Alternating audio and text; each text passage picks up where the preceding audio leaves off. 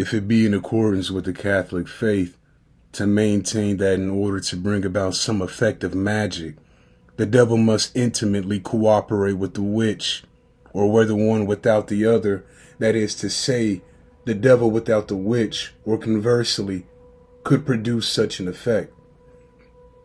And the first in this argument is this, that the devil can bring about an effect of magic without the cooperation of any witch. So, as Augustine holds, all things which visibly happen so that they can be seen may be the work of the inferior powers of the air. But bodily ills, the ailments, and certainly not invisible, nay rather, they are evident to the senses. Therefore they can be brought about by devils. Moreover, we learn from the Holy Scriptures of the disasters which fell upon Job, how fire fell from heaven and striking the sheep and the servants consumed them, and how a violent wind threw down the four corners of a house, so that it fell upon his children and slew them all. The devil by himself, without the cooperation of any witches, but merely by God's permission alone, was able to bring about all these disasters. Therefore he can certainly do many things which are often ascribed to the work of witches. And this is obvious from the account of the 7 husbands of the maiden Sarah, whom a devil killed. Moreover, whatever a superior power is able to do, it is able to do without reference to a power superior to it. And the superior power can all the more work without reference to an inferior power. But an inferior power can cause hailstorms and bring about diseases without the help of a power greater than itself. For blessed Albertus Magnus, in his work De Passionibus Eris, says that rotten sage, if used as he explains, and thrown into running water, will arouse most fearful tempests and storms. Moreover, it may be said that the devil makes use of a witch, not because he has any need of such agent, but because he is seeking the perdition of the witch. We may refer to what Aristotle says in the 3rd book of his Ethics. Evil is a voluntary act which is proved by the fact that nobody performs an unjust action, and a man who commits a rape does this for the sake of pleasure, not merely doing evil for evil's sake. Yet the law punishes those who have done evil as if they had acted merely for the sake of doing evil. Therefore, if the devil works by means of a witch, he is merely employing an instrument. And since an instrument depends upon the will of the person who employs it and does not act of its own free will, therefore the guilt of the action ought not to be laid to the charge of the witch, and in consequence she should not be punished. But an opposite opinion holds that the devil cannot so easily and readily do harm by himself to mankind, as he can harm them through the instrumentality of witches, although they are his servants. In the first place, we may consider the act of generation. But for every act which has an effect upon another, some kind of contact must be established.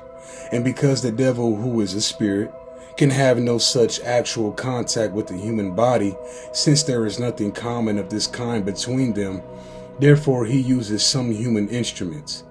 And upon these he bestows the power of hurting by bodily touch.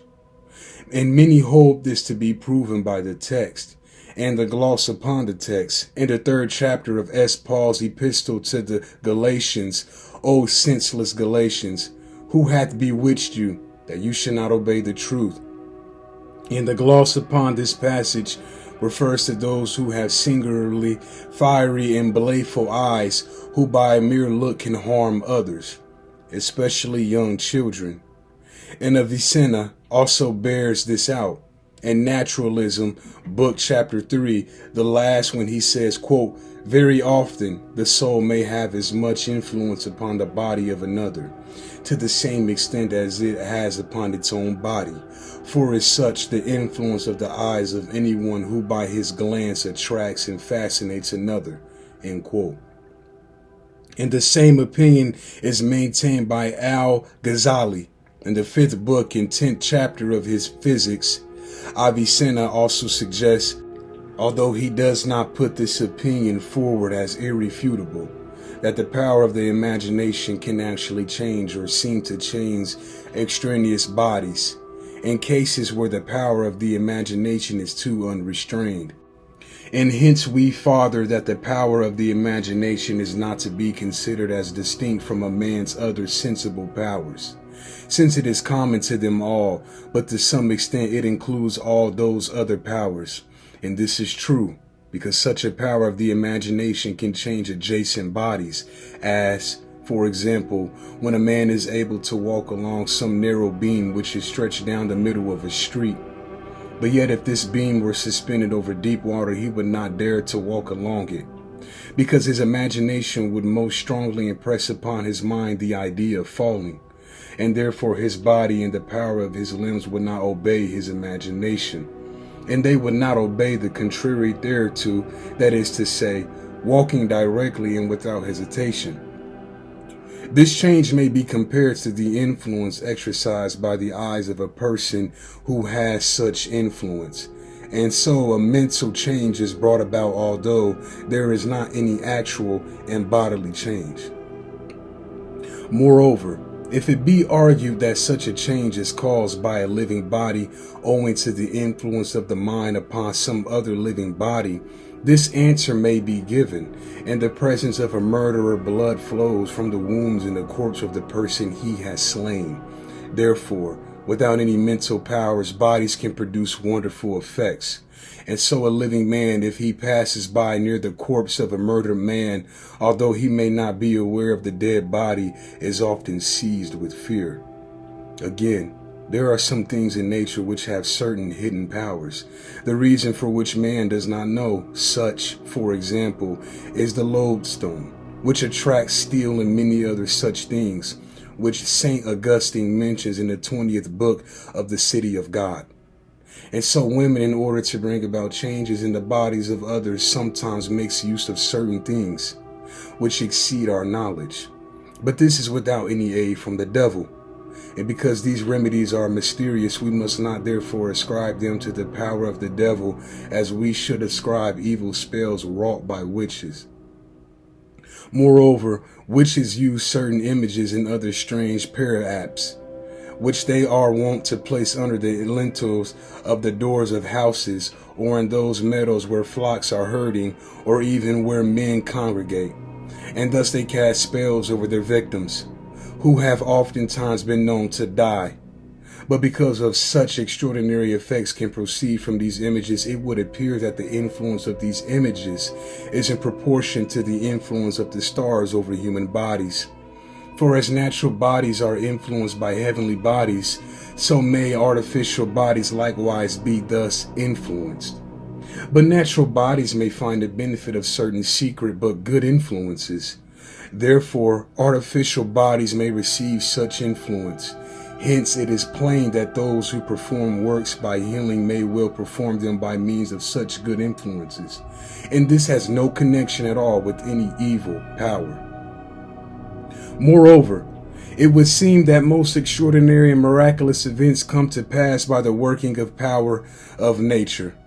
For wonderful and terrible and amazing things happen owing to natural forces. And this St. Gregory points out in his second dialogue. The saints perform miracles, sometimes by a prayer, sometimes by their power alone. There are examples of each. St. Peter, by praying, raised to life Tabitha, who was dead. By rebuking Ananias and Sapphira, who were telling a lie, he slew them without any prayer. Therefore, a man by his mental influence can change a material body into another, or he can change such a body from health to sickness, and conversely.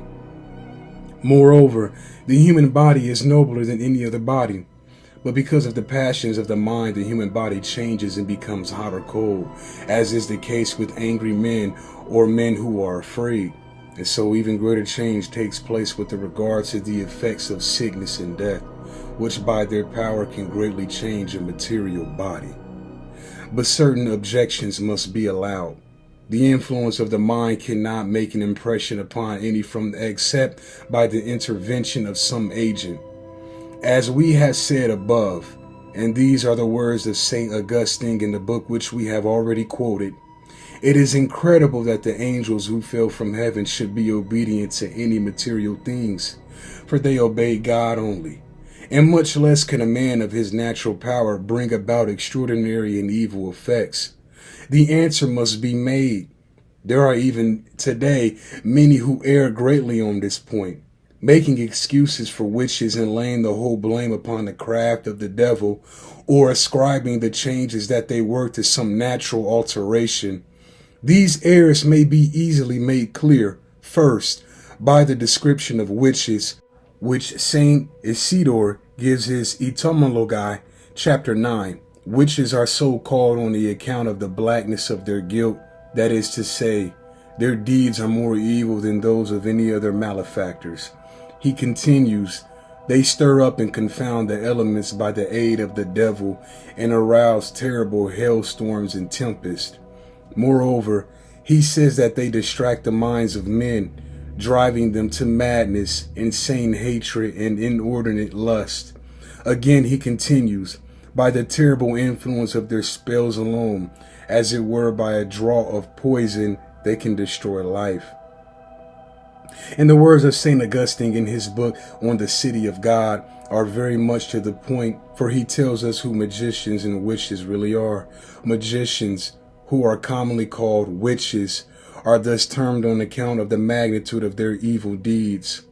These are they who, by the permission of God, disturb the elements, who drive to distract the minds of men, such as have lost their trust in God, and by the terrible power of their evil spells, without any actual draught or poison, kill human beings. As Lucian says, a mind which has not been corrupted by any noxious drink perishes, forspoken by some evil charm.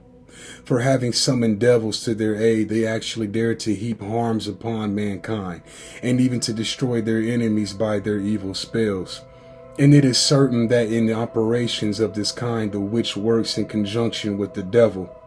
Secondly, punishments are of four kinds: beneficial, hurtful, wrought by witchcraft, and natural. Beneficial punishments are meted out by the ministry of good angels, just as hurtful punishments proceed from evil spirits. Moses smote Egypt with 10 plagues by the ministry of good angels, and the magicians were only able to perform 3 of these miracles by the aid of the devil.